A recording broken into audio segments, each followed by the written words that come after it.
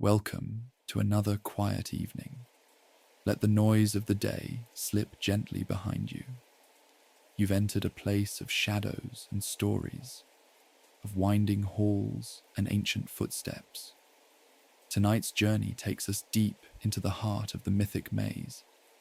Across the Greek world, the idea of the labyrinth appears again and again, not just as walls of stone and twisting tunnels, but as puzzles of the mind, tests of the soul, and prisons of the gods' making.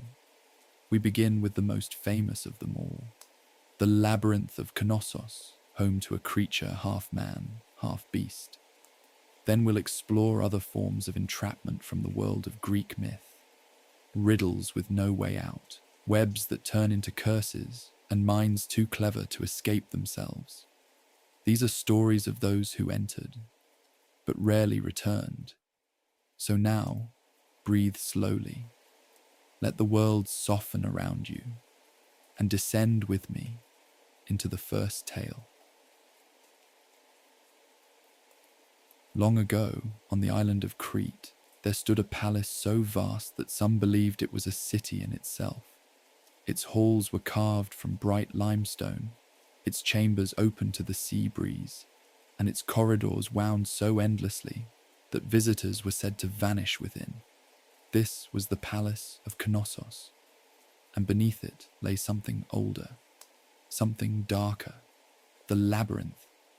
It had no beginning and no end, only turns, choices, and silence. It was said that once you entered, you would never leave. The Labyrinth was the home of the Minotaur, a creature born of both man and bull, and of punishment. Its birth was not a blessing, but a divine rebuke. The gods had cursed King Minos for his pride, and the creature was the consequence. Minos could not kill the beast. That would be to admit his shame. Instead, he had a prison built so cunning, so cruel, that not even he could navigate it. He summoned Daedalus, the greatest inventor of the age, and ordered him to create a maze so confounding that the Minotaur would be lost within it, along with anyone else who dared enter. And so Daedalus did. Years passed. The Minotaur grew, and in time, to appease Crete's hunger for vengeance against Athens for an insult long ago, the city of Athens agreed to a terrible price. Every 9 years, it would send 7 young men and 7 young women to be sacrificed, not upon an altar, but to the maze. They were not shackled, they were not guarded, they were simply led to the gates, and then left. The doors closed behind them, the silence returned. Somewhere in the darkness, the Minotaur waited. None returned, none. Until one year, when among the tributes was a young prince named Theseus. He was brave, arrogant perhaps, but determined.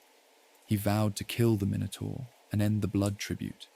In Crete, he met Ariadne, daughter of Minos, keeper of secrets, and perhaps a little tired of cruelty. She fell in love with him, or perhaps with the idea of defiance. Either way, she gave him a thread, a simple spool of thread, wound tight. "Unroll this," she said. "Tie it to the entrance. Follow it back." And so he entered. The maze was silent. The walls were smooth and unmarked. Every turn looked the same. Every step echoed back upon itself. But Theseus was not like the others. He did not panic. He moved forward slowly, letting the thread unravel behind him. At the heart of the labyrinth, he found the beast. The Minotaur was not a mindless thing. In some tellings, it had eyes full of sorrow. In others, rage. But always, it was strong. The battle was quiet. There were no cheering crowds, no divine interventions. Just 2 beings, one seeking escape, the other perhaps mercy. Theseus killed the Minotaur, or so the myths say. He followed the thread back, returned to daylight. Ariadne waited. The ship sailed away, but the labyrinth remained. And for every Theseus, there were dozens more who never returned, who wandered the corridors until their feet gave out, their minds unraveling like thread in the dark. You wouldn't have survived it. Most didn't. The labyrinth was not just walls. It was the weight of being lost, the hunger of isolation, and the quiet, creeping fear that you had passed the same place before, but could not remember when. Now, rest. Let the story drift. In the next tale, we'll meet another puzzle, one made not of stone, but of words, a riddle that killed, and the beast who asked it. Long before Oedipus was known as king, he was just a traveller, walking a dusty road that wound toward the gates of Thebes. The land was quiet, unnaturally so. The birds did not sing, merchants avoided the path, and those who had taken this road before him had not returned. This was because of her, the Sphinx. She sat high on a rock overlooking the road, her body that of a lioness, her wings great and feathered, and her face the face of a woman, but not a comforting one. Her gaze was sharp, ancient, and terrible. She had been sent, some said, by the gods as punishment. Others whispered it was Hera's doing, a lesson for prideful mortals. Whatever the cause, her curse was simple. No one could enter Thebes unless they answered her riddle, and if they failed, she would devour them. One by one, the bravest, or perhaps the most desperate, approached her. One by one, they failed. She did not move like a beast. She did not roar. She simply waited, silent, still, until the answer was wrong, and then she fed. She had made a nest among bones. Now Oedipus approached, not a hero, not a king, a stranger carrying the weight of abandonment and prophecy, a child left to die on a mountainside, now grown and walking paths that seemed chosen for him by fate. When he came upon the Sphinx, she stirred, slowly, like a statue waking, and in a voice like wind through dry stone, she asked her riddle. What walks on 4 legs in the morning, 2 at midday, and 3 in the evening? It is a strange question, one that sounds like nonsense. Many had tried to interpret it through astrology, numerology, myth. None had succeeded. But Oedipus was different. He paused and thought, not of gods, but of people. And slowly he answered, a man. As a baby, he crawls on all 4s in the morning of his life. In adulthood, he walks on 2 legs. And in old age, he uses a cane. His 3rd leg. Silence. The Sphinx did not scream. She did not lunge. She simply fell. In some versions, she threw herself from her high rock, vanishing into the chasm below. In others, she dissolved, her purpose complete, her mystery broken. Oedipus walked on. But this is not a story of triumph. Not truly. Because the riddle of the Sphinx was not just a clever game. It was a test, not of intellect, but of understanding. Oedipus answered correctly, and in doing so, sealed his fate. He entered Thebes. He would become king. He would marry the queen, Jocasta, and in time, he would discover what the gods had tried to prevent, that Jocasta was his mother. That prophecy cannot be outwitted. And so, the Sphinx's riddle about the stages of life became his own doom. In a way, no one survives the Sphinx. Not really, because her riddle is a mirror. It shows you the path of your life, beginning to end. And no matter how clever you are, you must still walk it. There is no escaping morning, noon, and night. There is no outsmarting time. So now, rest. Let the riddle roll gently through your thoughts, unanswered. Let it echo, as it did for all those who came before. You need not solve it. Just sleep. Before there was a labyrinth, before there was a minotaur, there was a bull, a shining white creature of divine beauty, with horns like crescent moons and eyes as calm as oceans. This bull did not bellow or snort. It walked with dignity, and it was not born of the earth, but sent by the gods. The island of Crete was ruled by King Minos, one of 3 sons of Europa. The mortal woman Zeus once carried across the sea. When the throne of Crete stood vacant, Minos claimed that the gods had chosen him to rule, but the people were unconvinced. So Minos made a promise to Poseidon, god of the sea. "If you send me a sign," he said, "I will sacrifice it in your honor." Poseidon, with all the solemn force of the deep, answered. From the sea foam came the bull, white as a breaking wave, strong as the tides. The people were awestruck, and Minos was crowned. But when the moment came to offer the bull in sacrifice, Minos hesitated. It was too perfect, he thought, too beautiful to destroy. So instead of fulfilling his vow, he kept the bull for himself and sacrificed a lesser one in its place. The gods, as they often do in these stories, noticed. Poseidon, insulted, did not strike Minos directly. He did not send lightning or flood. He did something subtler, something crueler.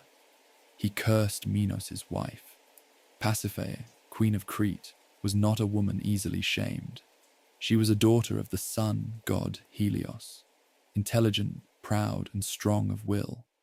But when the curse took root, even she could not resist it. She began to dream of the bull. She began to long for it. Her waking thoughts grew strange.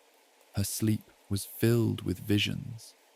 And though she knew the desire was unnatural, monstrous even, she could not stop it.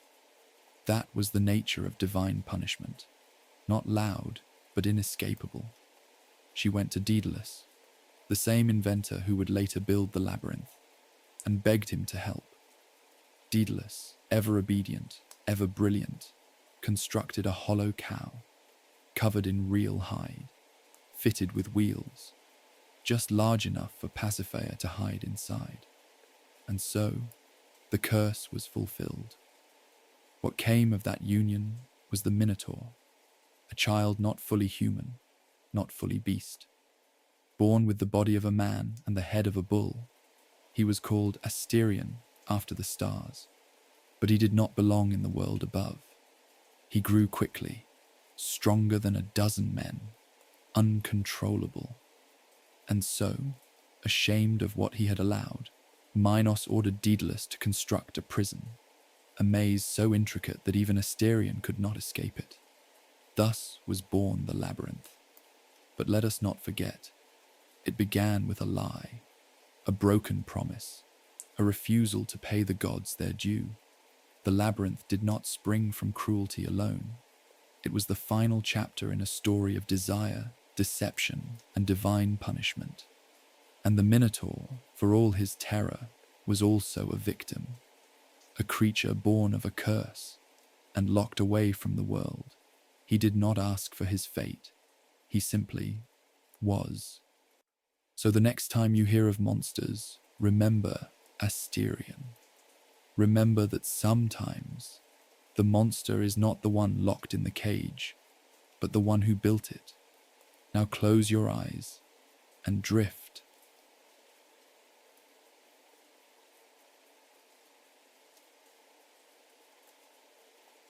Daedalus was not a hero, not a warrior, not a king.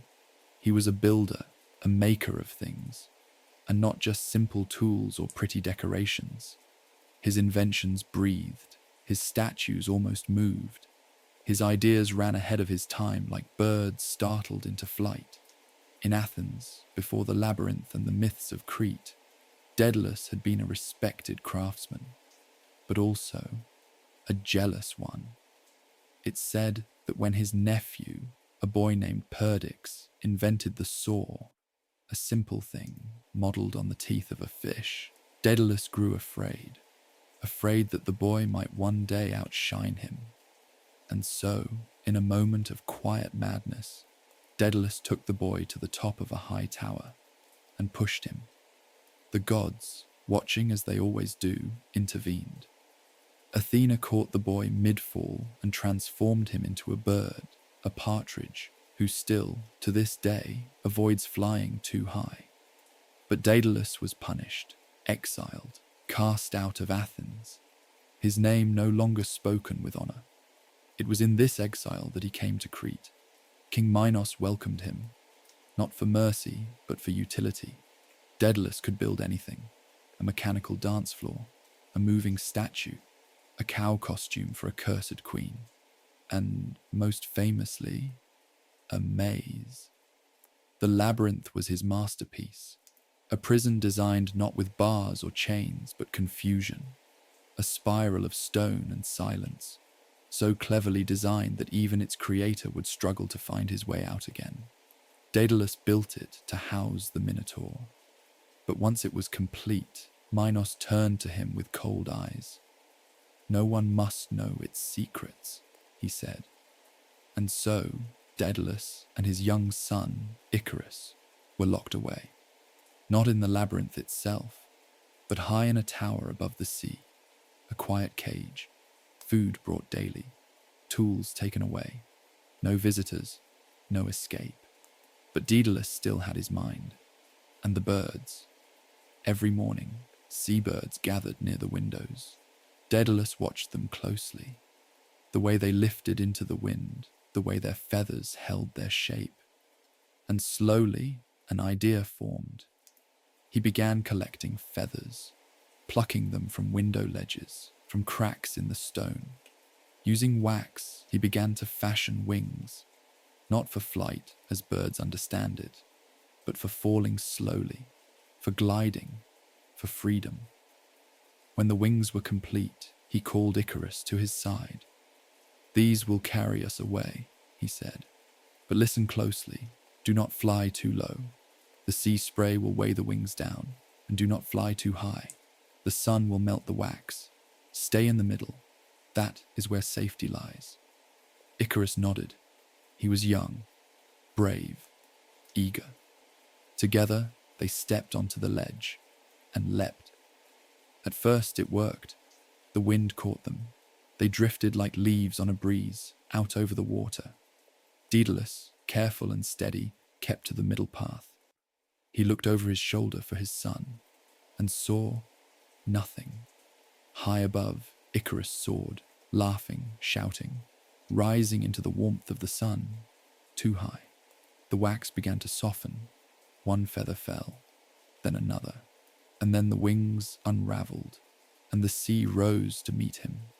Daedalus flew on, alone. He would land safely, eventually, on the shores of Sicily. There he would build again. He would work in silence, but he would never forget.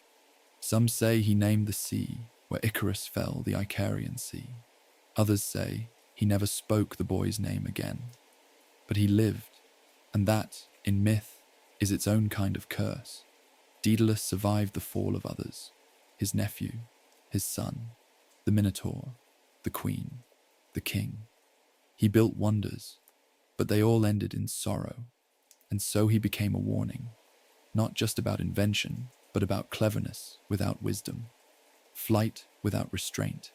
Even genius, when left unguarded, can become a kind of prison. And now, let the wind settle, let the sea grow still. Close your eyes and rest.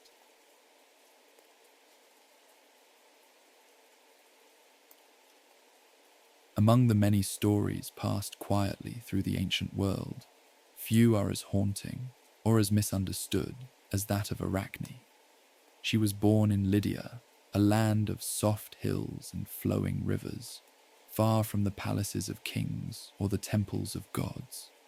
Her family was humble, her hands were steady, and her weaving was extraordinary.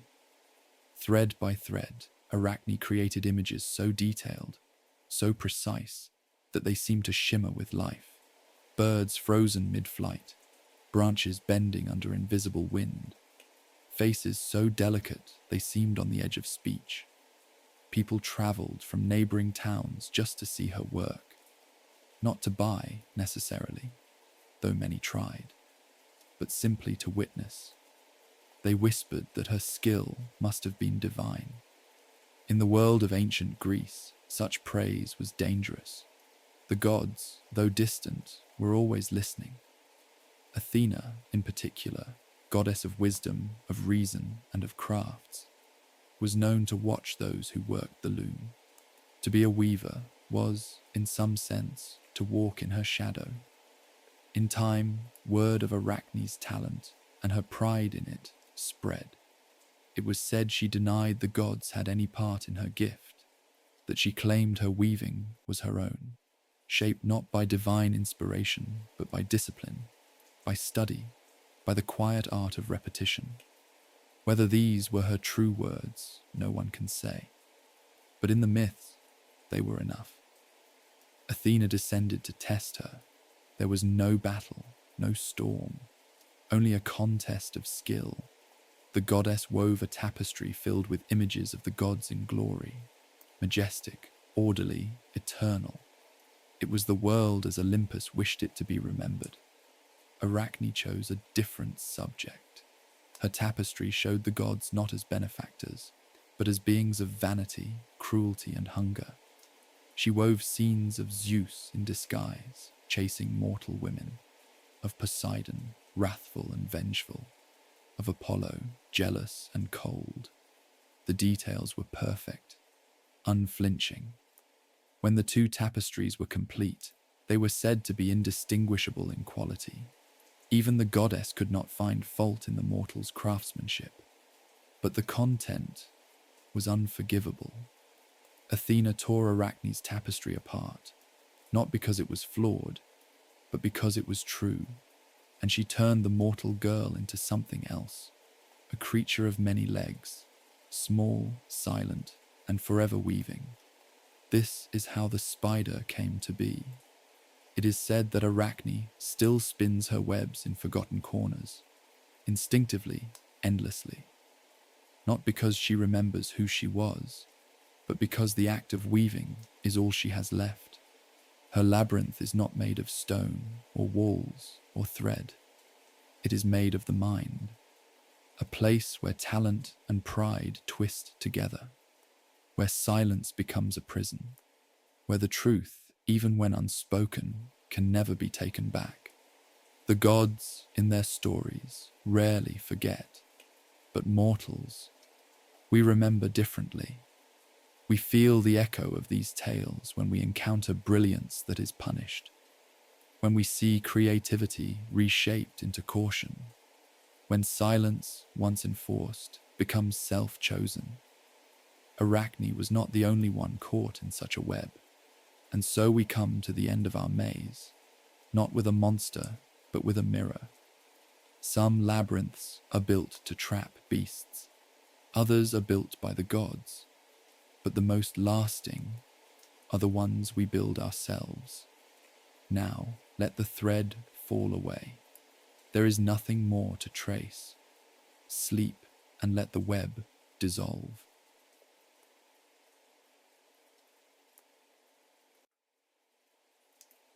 And now, we have walked the winding paths of ancient myth, through the cold stone of the labyrinth, past the riddle of the Sphinx, through the birth of a monster, the sorrow of an inventor, and the silence of a weaver lost in thought. Each story has been a kind of maze, not just in shape, but in spirit, a place where choices echo, where pride and fate cross paths, where escape is rare, and sometimes not the goal at all. You've journeyed through trials, through riddles, through the long corridors of memory. And now the walls have opened. There is nothing left to navigate, no thread to follow, just the slow stillness of night and the quiet hum of old stories resting in your mind. Let them fade now. Let the last corners of the labyrinth drift into shadow. Sleep comes easily now, soft as thread, quiet as stone, deep as myth. Thank you for traveling with me. Rest well, and may the gods guard your dreams. Good night.